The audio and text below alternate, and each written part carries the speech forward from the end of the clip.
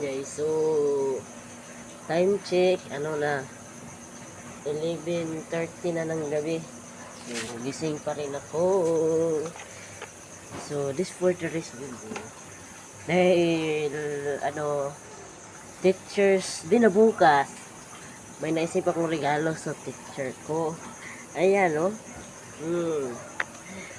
Ayan, masarap niya, no? Red ribbon. Naka-red ribbon pa yung teacher ko.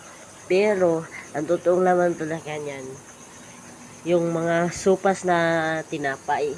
Marami kasi yan dito eh. Mga supas na tinapay. Kasi, ganito kasi yan. Nag-post ako sa kanya na kung gusto ba niyang bibili ng mga tinapay katulad ng supas. So sabi niya, gusto raw sana kaso wala siyang time para bumili. Kaya kanina, bago kami umuwi galing sa paaralan, tinanong ko siya. Ganito ang tanong ko sa kanya. Ma'am, ano ang gusto mong regalo sa Teacher's Day bukas? Sabi niya, yung supas. Kaya pagka-uwi ko ng bahay, sinadaan ko na, Ma'am, dalhan kita ng supas.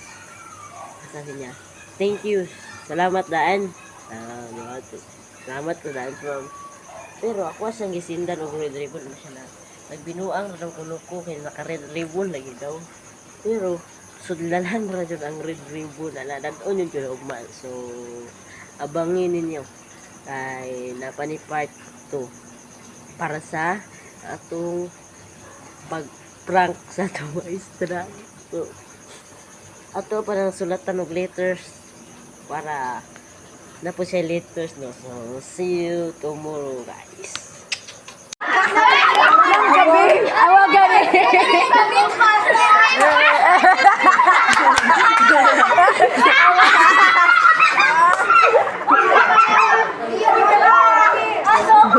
Ginsong na lima putos.